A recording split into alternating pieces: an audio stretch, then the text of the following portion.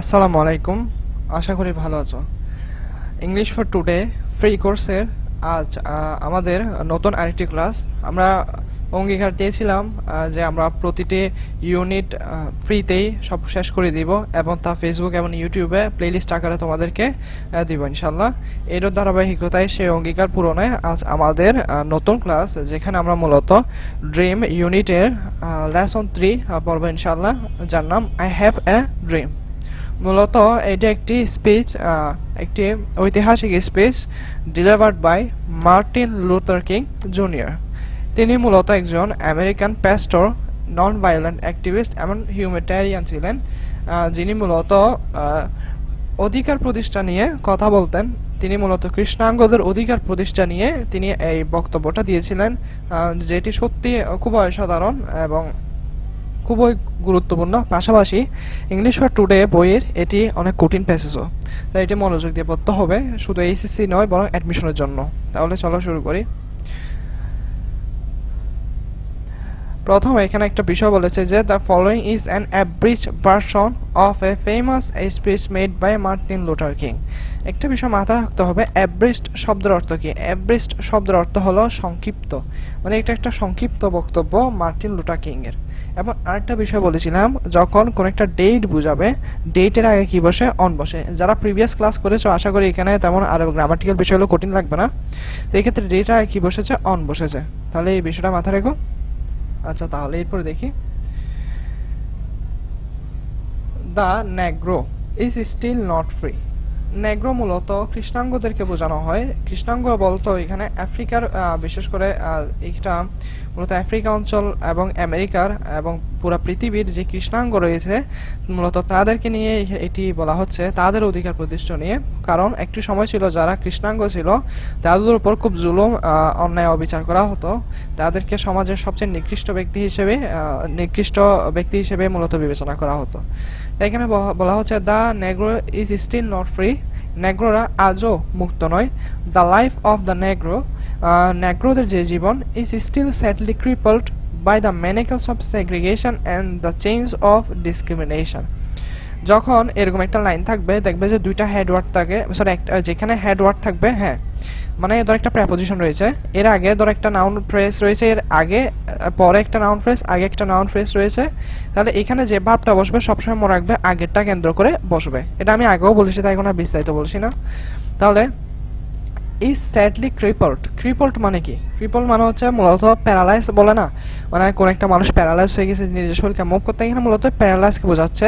অর্থাৎ ক্রিপল দ্বারা মূলত ল্যাংরা, যারা আসলে ভালোভাবে হাঁটতে পারে না বা মুভ করতে পারে না, ওরকম মানুষকে মূলত বোঝানোর জন্য ক্রিপলড ইউজ করে। এখানে নেগ্রোদের বোঝানো হচ্ছে। কেন? দেখো, by the manacles of segregation. Segregation শব্দের অর্থ হচ্ছে বৈষম্য। সেগ্রিগেশন শব্দের অর্থ কি? বৈষম্য। And the change of discrimination. Discrimination শব্দের অর্থ মূলত বৈষম্য। এখানে মূলত যে বৈষম্যের এবং অবিচারের যে শিকল, সেই শিকল দ্বারা মূলত নেগ্রোরা ক্রিপলড অর্থাৎ প্যারালাইজ হয়ে গেছে। এই শিকলের কারণে নেগ্রোরা মূলত মুভ করতে পারে না, তারা এগিয়ে যেতে পারে না। The Negro lives on a lonely island of poverty in the midst of vast ocean of material prosperity. এটা সুন্দর একটি লাইন, সবচেয়ে কঠিন লাইনও। এটার অর্থ কি দেখো, ধরো এটা পুরোটা একটা ওশান, এটা একটা পুরোটা একটি কি সমুদ্র। ধরো সমুদ্রের অনেকগুলো আইল্যান্ড রয়েছে। ধরো এদিকে একটা আইল্যান্ড বললাম, এদিকে একটা আইল্যান্ড রয়েছে, এদিকে একটা আইল্যান্ড রয়েছে। ধরো এই পুরা সমুদ্রের, এই যে পুরা সমুদ্রে ধরো সব ম্যাটেরিয়াল প্রসপারিটি, অর্থাৎ পার্থিব যত জিনিস রয়েছে, যত ধন সম্পদ রয়েছে সবগুলা এই সমুদ্রে রয়েছে। কিন্তু নেগ্রোরা এমন এই সমুদ্রের মাঝখানে এমন এক একাকিত্ব অবস্থার মধ্যে রয়েছে, যেখানে তারা মূলত ধরতে গেলে ধরো সকল সম্পদের উপর বসবাস করো, তারা কিন্তু সেই সম্পদ থেকে বিচ্যুত। তারা পুরো ওশানের যে ধন সম্পদ তার কিন্তু একটিও তারা ভোগ করতে পারছে না। অর্থাৎ এখানে মূলত এত ধনী দেশের মধ্যেও নেগ্রোরা আসলে কি এখনো মূলত একাকিত্ব। অর্থাৎ এই ধনী দেশের মধ্যে এই যে দরিদ্রের যে শিকল রয়েছে, সেই দরিদ্রের আইল্যান্ডে, সেই দরিদ্রের শিকলে মূলত তারা বাস করছে, এটাই বোঝাচ্ছে।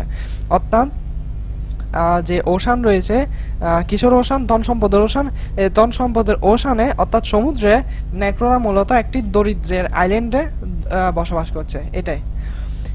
The Negro is still languishing in the corners of American society. একটা বিষয় মাথায় রেখে এই প্যাসেজটা পড়ার সময়, যেমন আমরা যখন রবীন্দ্রনাথের বা নজরুলের কোনো গদ্য পদ্য পড়ি তখন ওখানে এগুলো ডিপ মিনিং বের করি না, একটা লাইনের অনেকগুলো অর্থ বের করি না, এখানেও সেম তোমাকে বের করতে হবে। একটা লাইন দিয়ে কতগুলো অর্থ বের হয়েছে, ঠিক এটা এই স্পিচের ক্ষেত্রেও সেগুলো বের করতে হবে। কিন্তু এটা খুব ডিপলি মূলত ডেলিভার্ড একটা স্পিচ, এটা একটু বুঝতে হবে। তাহলে the Negro is still languishing in the corners of American society, অর্থাৎ মূলত এখনো আমেরিকান সোসাইটি, মূলত আমেরিকার যে সমাজ রয়েছে সেই সমাজে এখনো নেগ্রোরা নিস্তেজ অবস্থায় কি পড়ে রয়েছে এক কোনায়। But find himself an exile in his own land, এবং সে তার নিজের ভূমিতেই নিজেকে একজন নির্বাসিত জনগণ, নিজেকে একজন নির্বাসিত মনে করে। নির্বাসিত শব্দের অর্থ কি? নির্বাসী মানে যেমন রোহিঙ্গারা বাংলাদেশে এসে না, তাহলে ওরা হচ্ছে নির্বাসিত জাতি, ওইটা আর কি। সো তাই উই হ্যাভ কাম হেয়ার, আমরা এখানে এসেছি টুডে টু ড্রামাটাইজ এ শেমফুল কন্ডিশন। ড্রামাটাইজ, ড্রামা দিয়ে মূলত কোন একটা দৃশ্যকে আমাদের সামনে তুলে ধরা হয়। এখানেও মূলত বলা হচ্ছে আমরা এখানে এসেছি যাতে এই লজ্জাজনক যে অবস্থা রয়েছে তা আপনাদের সামনে আমি তুলে ধরতে পারি, ড্রামাটাইজ করতে পারি। এখন এখানে শেমফুল কন্ডিশনে, শেমফুল এটা কোন পার্টস অফ স্পিচ যদি কেউ জিজ্ঞাসা করে তাহলে কি বলবে? শেমফুল এটা হলো অ্যাডজেক্টিভ। কেমনে বুঝেছি? একটা ওয়ার্ড থাকলে এরকম একটা আর্টিকেল রয়েছে, এটাকে ডিটারমিনার বলে। এরপরে যদি দুইটা ওয়ার্ড থাকে শেষেরটা সর্বদা কি হয়? নাউন হয়, এবং এই মাঝখানেরটা কি হয়? অ্যাডজেক্টিভ হয়। কি হয়? অ্যাডজেক্টিভ। I think clear. আচ্ছা, এরপরে দেখি I say to you today, আমি আজ তোমাদের বলছি, মাই ফ্রেন্ডস, আমার বন্ধুরা, so even though we face the difficulties of today and tomorrow, যদিও আমরা আজকে এবং আগামীতেও আমরা ডিফিকাল্টিস ফেস করছি এবং করব, I still have a dream, আমার এখনও স্বপ্ন রয়েছে। এক্ষেত্রে এ ড্রিম, তাহলে এখানে আমি নিয়ম অনুসারে ড্রিমটা কি হবে ভাইয়া? ড্রিমটা হবে noun. It is a dream, এটি এমন একটি স্বপ্ন, deeply rooted in the American dream, মানে এটা একটা স্বপ্ন যেটা আমেরিকাদের স্বপ্নের সাথে কি দৃঢ়ভাবে প্রতিষ্ঠিত। I have a dream that one day this nation will rise up, অর্থাৎ এই নেশন কি হবে? জাগ্রত হবে এবং leap out the true meaning of its creed, এবং এই যে বিশ্বাস রয়েছে সেই বিশ্বাসের যে আইডিওলজি রয়েছে, এই আইডিওলজির সত্যিকারের অর্থে এটি কি উঠবে? বাঁচবে, অর্থাৎ এটি সত্যিকারের অর্থকে অনুধাবন করতে পারবে। We hold this truths to be self evident and that all men are created equal, অর্থাৎ এই যে আইডিওলজি, কোন আইডিওলজি? যে সব মানুষ যে সমান, এই সমান এই আইডিওলজি নিয়ে সবাই ইনশাল্লাহ একদিন মূলত কি করবে? বাঁচবে, অর্থাৎ এই ধারণাটি সবার মধ্যে প্রতিষ্ঠিত হবে এবং এভাবে আমাদের দেশ সঠিকভাবে কি হবে? জাগ্রত হবে। এগুলোর অর্থ হচ্ছে কিন্তু এভাবে, আই হ্যাভ এ ড্রিম, আমার একটি স্বপ্ন রয়েছে, that one day on the red hills of Georgia, অর্থাৎ জর্জিয়ার যে রেড হিলস রয়েছে, the son of former slaves, slave মানে দাস, অর্থাৎ যে দাসের যে গোলাম বলতেছে, এই গোলামের যে সন্তান রয়েছে, অর্থাৎ যে যে দাসত্বে মানে দাস যে সন্তান, দাসের যে সন্তান রয়েছে, and the sons of former slave owners, এবং দাসের যে মালিক থাকে তাই মালিকদের সন্তান will be able two sit down, তারা একসাথে বসতে পারবে, together at the table of brotherhood, অর্থাৎ এখানে ভ্রাতৃত্বের যে বন্ধনে, এখানে এটার কিন্তু এখানে টেবল বসবে না, মানে এখানে যে এরকম হবে যে ভ্রাতৃত্বের যে টেবিল রয়েছে সেই টেবিলে সবাই একসাথে বসবে, এরকম মোটেও না। এটার অনুবাদ এরকম হবে যে ভ্রাতৃত্বের বন্ধনে মূলত যারা দাস রয়েছে, দাসের ছেলে এবং যারা দাসের যে মালিক, সেই মালিকের ছেলে একসাথে ভ্রাতৃত্বের বন্ধনে আবদ্ধ হবে, অর্থাৎ সমাজে যারা নিচু জাতি রয়েছে, যারা উচ্চ জাতি রয়েছে, সবার, অর্থাৎ আগামী প্রজন্ম, এখানে সন্তান দ্বারা বোঝা হচ্ছে আগামী প্রজন্ম, আগামী প্রজন্ম একসাথে মূলত কি হবে? ভ্রাতৃত্বের বন্ধনে আবদ্ধ হবে। তাহলে এখানে একটা বিষয় মাথায় রাখতে হবে, তোমাকে এটা পরীক্ষা এইভাবে দিতে পারে, এটা সামারিও দিতে পারে, বা এটা মূলত হ্যাঁ ঢাকা বিশ্ববিদ্যালয় এটা সামারি দিয়ে দিতে পারে। তাহলে তখন ওইটা তুমি যদি এটার এগুলো যদি সামারি লিখো যে একটা তাদের সন্তানরা একসাথে এখানে বসে মূলত ভ্রাতৃত্বের টেবিলে বসবে কি এবং সেখানে কথাবার্তা বলবে, এরকম যদি লিখো ডাইরেক্ট নাম্বার কার্ড তোমাকে লিখতে হবে। মানে এখানে মূলত Martin Luther king indicates that মানে সমাজের সব জাতি একসাথে মূলত ভ্রাতৃত্বের বন্ধনে কি হবে, আবদ্ধ হবে। They will be united strongly, তারা ঐক্যভাবে দৃঢ়তার সাথে কি হবে, ঐক্যবদ্ধ হবে। তাহলে এগুলো লিখতে হবে, কিন্তু আগে তুমি এখানে অর্থটা জেনে এরপরে গাইড থেকে জাস্ট সামারিগুলো দেখে নিলে পারবে। কিন্তু এখন ক্লাসে আগে বেসিক অর্থটা জেনে যায় যে এটার আসলে কি বলছে। আই হ্যাভ এ ড্রিম, আমার একটা স্বপ্ন রয়েছে। দ্যাট, এটা সুন্দর লাগে না যে I have a dream, I have a dream, এটা একটা কথার গাম্ভীর্য আর কি, এটা সুন্দর লাগে।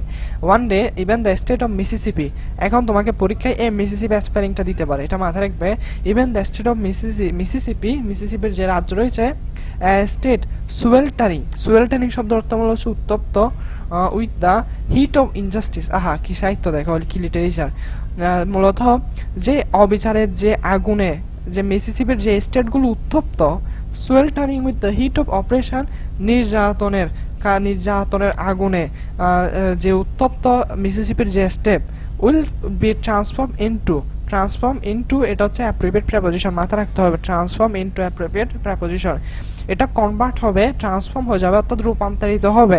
অ্যান্ড ওসিস মানে মরুদ্যান বোঝায়, অফ ফ্রিডম এন্ড জাস্টিস, অর্থাৎ যে মিসিসিপির স্টেটগুলা আজকে যে মিসিসিপির স্টেটগুলা মূলত অবিচার আর নির্যাতনের আগুনে দগ্ধ হচ্ছে, সেই মিসিসিপি স্টেট একদিন একটা বিশাল মরুদ্যানে পরিণত হবে। বিশাল কিসের মরুদ্যান? সততা এবং মুক্তির মরুদ্যানে পরিণত হবে। অর্থাৎ এখান থেকে সকল ইনজাস্টিস, সকল অপারেশন মূলত উইল বি রিমুভড, সবগুলো রিমুভ হয়ে যাবে, এটা বোঝাচ্ছে। এগুলো বুঝে নিই প্রতিটা প্যারা। তাহলে প্রথম যে প্যারাটা বুঝেছে এখানে কি বোঝাচ্ছে, এখানে মূলত ইউনিটি বোঝাচ্ছে, ঠিক আছে, এখানে কি ব্রাদারহুড, ইউনিটি, এগুলো বোঝাচ্ছে।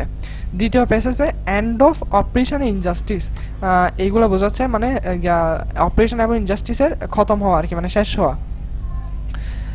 I have a dream that my 4 little children will one day live in a nation, আমার যে 4 ছোট সন্তান রয়েছে, সেই সন্তানগুলো এমন একটি দেশে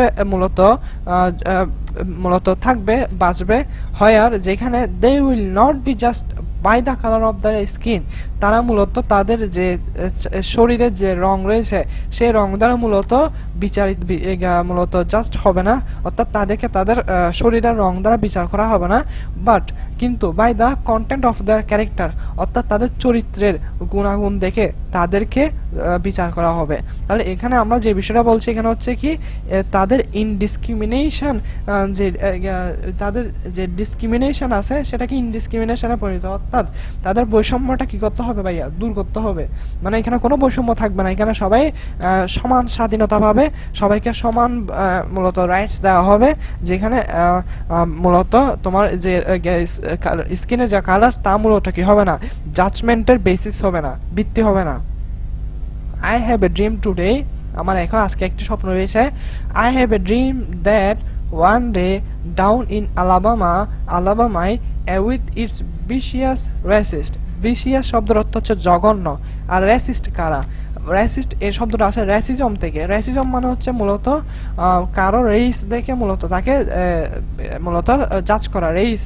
রেইস মানে হচ্ছে কি, সে কোন জাতির, মূলত এখানে যে আমরা যে বৈষম্যটা পড়ি, এই যে বৈষম্য, যে সেই কৃষ্ণাঙ্গ, সেই শ্বেতাঙ্গ, কৃষ্ণাঙ্গকে অবহেলা করা হচ্ছে, এই যে তার রেইস দেখে মূলত তাকে কি করানো, অবজ্ঞা করা। যারা এরকম অবজ্ঞা করে তাদেরকে কি বলে, রেসিস্ট বলে, তাদেরকে কি বলে ভাইয়া, রেসিস্ট। তাহলে এই জঘন্য যারা রেসিস্ট রয়েছে, এই রেসিস্ট গুলা with its governor having his lips dripping with the words of interposition and nullification. Interposition মানে হচ্ছে হস্তক্ষেপ, নুলিফিকেশন অর্থ হচ্ছে কি বাতিল।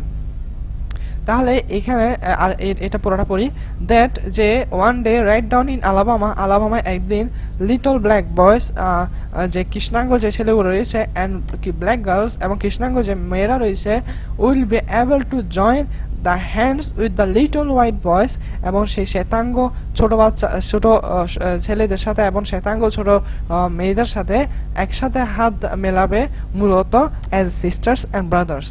তাহলে এখানে সিস্টার্স অ্যান্ড ব্রাদার্স হিসেবে মূলত হাত মেলাবে। তাহলে এখানে একটা বিষয় মাথায় রাখতে হবে, এটা দ্বারা কি বোঝাচ্ছে, এখানে যে কৃষ্ণাঙ্গ হবে যে শ্বেতাঙ্গ হবে দুজনেই মূলত ঐক্যবদ্ধ হবে, সে যে জাতিরই হোক না কেন, সেই জাতি মানে যে জাতি হোক না কেন, তারা একসাথে মূলত ঐক্যবদ্ধ হয়ে সামনে এগিয়ে যাবে। তাহলে এটার পুরাটার অর্থ হবে কি, মূলত আলাবামায় যেখানে মূলত জঘন্য বর্ণবাদী ব্যক্তিগণ রয়েছে, যেখানে সরকার মূলত হস্তক্ষেপ এবং বাতিল এই শব্দগুলো মূলত মুখে জিকির করতে থাকে, এরকম স্টেটে মূলত যে কৃষ্ণাঙ্গ ছোট ছেলে মেয়েরা রয়েছে তারা শ্বেতাঙ্গ ছেলে মেয়েদের সাথে একসাথে ঐক্যবদ্ধ হবে as a sisters and brothers, অর্থাৎ ভ্রাতৃত্বের বন্ধনে তারা কি হবে, ঐক্যবদ্ধ হবে। এই বিষয়টা এখানে বোঝাচ্ছে। I have a dream today, আমার স্বপ্ন রয়েছে আজ। I have a dream that, আমার একটি স্বপ্ন রয়েছে যে one day every valley shall be exalted, অর্থাৎ সকল উপত্যকা, ভ্যালি মানে উপত্যকা, উইল বি এক্সাল্টেড, এক্সাল্টেড শব্দ অর্থ উন্নত হবে। Every hill and mountain shall be made low, এবং সেখানে মানে যখন মাউন্টেন হিলগুলো কি হবে, লো হতে নিচু হবে আর কি। The rough places will be made plain, যত মূলত অমসৃণ রাস্তা রয়েছে সেগুলো প্লেন হয়ে যাবে। প্লেন অর্থ তো বুঝছো। দ্য ক্রোক প্লেস, আঁকা বাঁকা রাস্তাগুলো, উইল বি মেড স্ট্রিট, এগুলো সোজা হবে। And the glory of the Lord shall be revealed and all flesh shall see it together. আমার মনে হয় পুরা বইয়ে এত সুন্দর প্যারা, এটার চেয়ে সুন্দর প্যারা আর নেই। এখন এটা পরে আই থিঙ্ক কারো মাথায় কিছু ঢুকে নেই। এখানে এতক্ষণ বলছিল ইনডিসক্রিমিনেশন, মানে সকল বর্ণবাদী কথা, ঐক্যের কথা, হঠাৎ করে এখানে পাহাড়ের কথা আনছে কেন, বা এখানে আবার হঠাৎ করে the glory of Lord shall be revealed এই কথাটা কেন আনলো? এটার অর্থ হচ্ছে দেখো, মানে সকল উপত্যকাগুলো মূলত সমুন্নত হবে মূলত, এবং সকল hill and mountain shall be made low, এবং the rough place will be made plain, অর্থাৎ ধরো যে অমসৃণ রাস্তা রয়েছে সেগুলি কি হবে, একদম প্লেন হয়ে যাবে, আঁকা বাঁকা রাস্তাগুলো সোজা হয়ে যাবে। অর্থাৎ এখানে তোমার মূলত এই যে এখানেও মূলত তোমার ঐক্যবদ্ধ হওয়াকে বোঝানো হচ্ছে, পাশাপাশি এখানে মূলত সমাজের সকল যে অনিয়ম অবিচার রয়েছে সেগুলি মূলত সৎ এবং ন্যায়তে পরিণত হওয়ার কথা এখানে বোঝানো হচ্ছে। পাশাপাশি এবং যখন সমাজের সকল মানে অন্যায় অবিচারগুলো মূলত ন্যায় এবং বিচারে পরিণত হয়ে যাবে, এবং সকল যে অনৈক্য রয়েছে সেগুলো ঐক্যতে যখন পরিণত হয়ে যাবে, তখনই মূলত সেই সমাজে, সেই দেশে সৃষ্টিকর্তার মহত্ব মূলত প্রকাশিত হবে। অ্যান্ড অল ফ্লেশ, এখানে ফ্লেশ দ্বারা মূলত মানুষকে বোঝানো হচ্ছে, প্রাণীবর্গকে বোঝানো হচ্ছে, এবং সমস্ত প্রাণী তা দেখবে। দিস ইজ আওয়ার হোপ, এটাই আমাদের আশা। This is the faith I will go back to the south with, এবং এটাই হচ্ছে আমার মূলত যে বিশ্বাস, যেটা নিয়ে আমি মূলত সাউথ অর্থাৎ দক্ষিণ আমি ফিরে যাব। উইথ দিস ফেইথ, এই বিশ্বাসের সাথে, will be able to hew out the mountain of despair a stone of hope. তাহলে এখানে একটা বিষয়কে বোঝানো হচ্ছে, এটা সুন্দর লাইন, যে হিউ আউট শব্দ অর্থ হচ্ছে টুকরা টুকরা করা, অর্থাৎ despair, the mountain of despair, অর্থাৎ হতাশার যে মাউন্টেন রয়েছে, এখানে ডেসপেয়ার শব্দ অর্থ হতাশা, হতাশার যে পর্বত রয়েছে তাকে আমরা টুকরো টুকরো করে তাকে আশার মূলত যে হোপের, যে আশার পাথরে পরিণত করে দিব। এটা কি বুঝতে কিনা দেখো, যারা সাহিত্য সম্পর্কে গদ্য পদ্য সব একটু ভালো ধারণা রাখো, তাদের আশা করি বুঝতে কঠিন হবে না। উইথ দিস ফেইথ, এই আশার সাথে, we will be able to transform the jangling discords of our nation into a beautiful symphony of brotherhood, অর্থাৎ এই বিশ্বাসের সাথে আমরা পারবো, কি পারবো, and the jangling discourse, jangling শব্দ অর্থ কর্কশ, ডিসকোর্স শব্দ অর্থ অনৈক্য।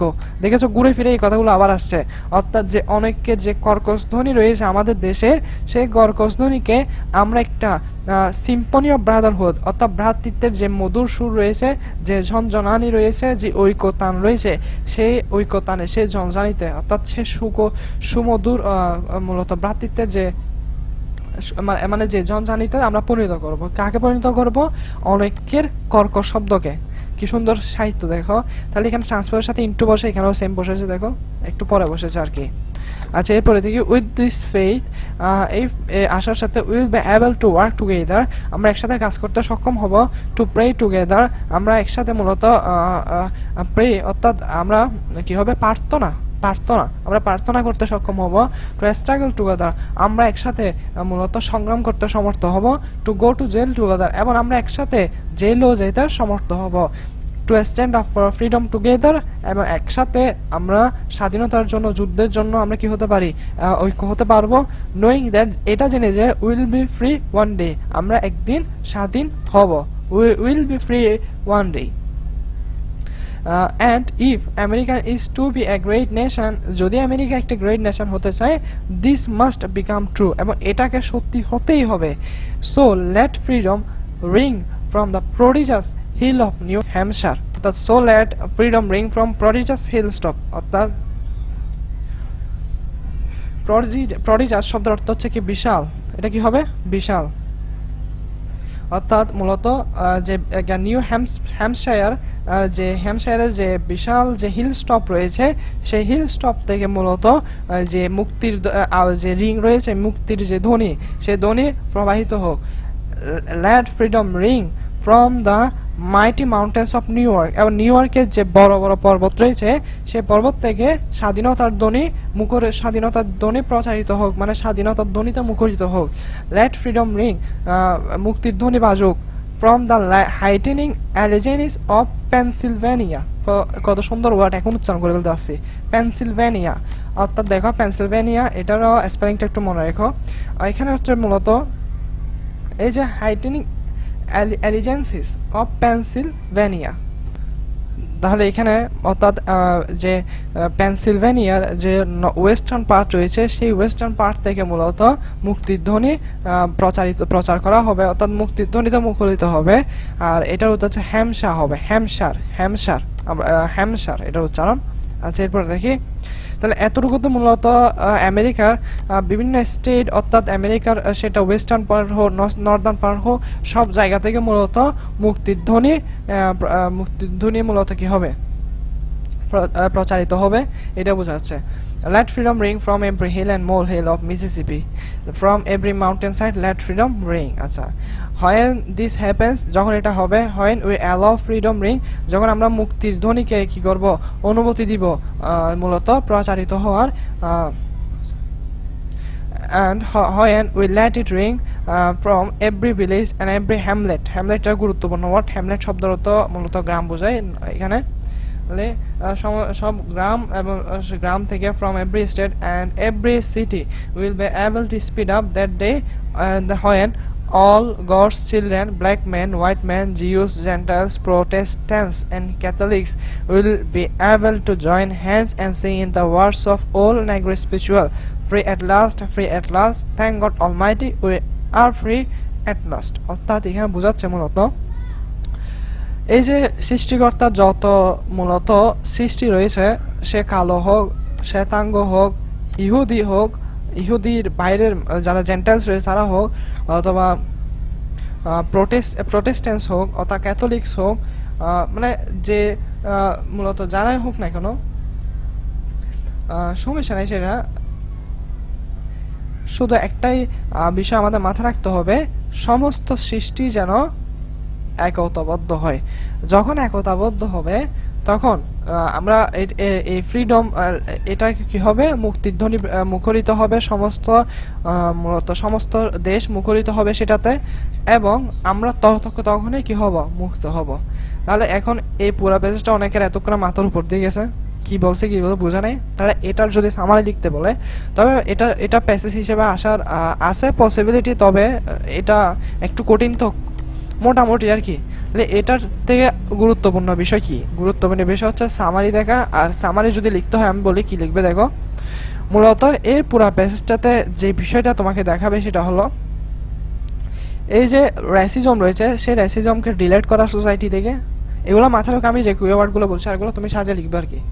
তাহলে যে রেসিজম রয়েছে সেগুলোকে ডিলিট করা, তারপর ঐক্যের ধ্বনিতে মূলত সবাইকে মূলত ঐক্যবদ্ধ করা, তারপর সমস্ত অন্যায় অবিচার সমাজ থেকে দূরীভূত করা, এবং সবাই ভ্রাতৃত্বের বন্ধনে ঐক্যবদ্ধ হওয়া, এবং সবাইকে মূলত সমান অধিকার দেওয়া, সবাইকে মূলত জাজ করা তার ক্যারেক্টার চরিত্র অনুসারে, তার শ্বেতাঙ্গ কৃষ্ণাঙ্গ এগুলো দেখে নয়, বরং তার চরিত্র দেখে তাকে জাজ করা অর্থাৎ বিচার করা। এই বিষয়টা বলা হচ্ছে পুরা বেসিসে। এই পুরা বেসিসে মূলত আসলে এটা অনেক কঠিন এবং এটা বোঝার বিষয়। আসলে এখান থেকে সবচেয়ে গুরুত্বপূর্ণ হচ্ছে সামারি আমার মনে হয়। আর তোমাদের কাছ থেকে মূলত এই ওয়ার্ডগুলো একটু ভালো করে পড়ে ফেলা, এই ওয়ার্ডগুলো এগুলোর অর্থ আমি কিন্তু বলছি এখানে। এরপরে এখানে আর একটু বিষয়গুলো পড়ে ফেলে, এখানে প্রতিটা লাইন একটু পড়বে, ঢাকা বিশ্ববিদ্যালয় এখান থেকে প্রশ্ন দেয়। এরপরে এখান থেকে যেমন এই যে বলছে মেক সেন্টেন্সেস উইথ দ্যাম, অর্থাৎ তোমাকে এরকম 5টা ওয়ার্ড দিয়েছে এবং বলছে এখানে সেন্টেন্স মেক করতে। তুমি বুঝে নাও এই ঢাকা বিশ্ববিদ্যালয়ে প্রতি বছর এখান থেকে 5 নাম্বার থাকে। কয় নাম্বার? 5 নাম্বার। তোমাকে 5টা সেন্টেন্স লিখতে দিবে। 5টা সেন্টেন্স লিখতে দিয়ে তোমাকে 5 নাম্বার সেখানে মূলত থাকবে আর কি। তাহলে এখন থেকে মূলত সেন্টেন্স মেকিং এর কোয়ালিটিটা একটু বাড়াও, দক্ষতাটা একটু বাড়াও, স্কিলটা বাড়াও, আর ফ্রি হ্যান্ড রাইটিং স্কিলটা বাড়াও আর কি। এই আর কি। আমরা নেক্সট ক্লাস ইউনিট 3 আসলে তেমন গুরুত্বপূর্ণ না আমার মতো মনে হয়, তেমন আহামরি গুরুত্বপূর্ণ না। তবে এখানে কিছু ছোট ছোট বিষয় থেকে প্রশ্ন দিয়ে দিয়েছে গত বছর। যেমন এখান থেকে একটা প্রশ্ন দিয়ে দিয়েছিল, ওইটা এইখানে মনে হয়, হ্যাঁ এই প্রশ্নটা পুরোটা দিয়ে দিয়েছিল ঢাকা বিশ্ববিদ্যালয়ে। তবে কিভাবে দিয়েছে দেখো, এখানে এই এফেক্টটা ওরা বলছিল এটা গেছিল মানে শূন্যস্থান ছিল আর কি। 4টা অপশন ছিল, এখানে কোনটা হবে এরকম করে 4টা অপশন ছিল, যে একটাতে ছিল এফেক্ট, অ্যাফেকশন, ইফেক্ট এরকম সামথিং ছিল। তো ওখানে এফেক্টটা হবে রিয়েল আনসার আর কি। তো অনেকে ইফেক্ট দিয়ে দিয়েছিল, যেটা বল আসলে। তো এইভাবে আর কি। এরপর আর তেমন আহামরি গুরুত্বপূর্ণ নেই। তবে এখানের মধ্যে আমার মনে হয় গুরুত্বপূর্ণ হচ্ছে মেডিটেশন। এটা আমরা নেক্সট ক্লাসে দেখি যতটুকু পারি আর কি। যেমন আমরা প্রতিটা পড়ে যাব এবং আসলে আমি যেগুলো গুরুত্বপূর্ণ ঢাকা বিশ্ববিদ্যালয়ের জন্য আর এইচএসসির জন্য মূলত আমি সেগুলোই দেখিয়ে দিচ্ছি। তোমাদের কাজ হবে এগুলো ভালোভাবে পড়ে ফেলা এবং ক্লাসগুলোতে নিয়মিত থাকা। নিয়মিত থাকলে ইনশাল্লাহ এই বইটা আমি যে ফ্লোতে এগিয়ে যাচ্ছি সেই ফ্লোতে ইনশাল্লাহ শেষ হয়ে যাবে। তোমারও দেখবে যে এইচএসসি অ্যাডমিশনের আগে একটা ভালো প্রিপারেশন হয়ে গেছে। বিশেষ করে যারা 25 ব্যাচ রয়েছে তোমাদেরকে বলছি, তোমাদের জন্য ইনশাল্লাহ আরো নতুন কিছু সামগ্রী আসছে, আমাদের পেজে সাথে থাকবে। আর তোমরা পেজ একটু লাইক কমেন্ট করার চেষ্টা করিও, কারণ তোমরা একটু লাইক কমেন্ট করলে পেজের রিচও বাড়ে। এখন রিচ একটু কমে রয়েছে, তো একটু লাইক কমেন্ট করার চেষ্টা করিও, বন্ধুদের মেনশন করার চেষ্টা করিও। আর আমাদের পেজে তোমার বন্ধুদের ইনভাইট করারও ট্রাই করিও, ঠিক আছে? একটু সাপোর্ট করিও। আচ্ছা ঠিক আছে, তাহলে দেখা হবে নেক্সট ক্লাসে নতুন ভিডিও থাকে ইনশাল্লাহ। আসসালামু আলাইকুম।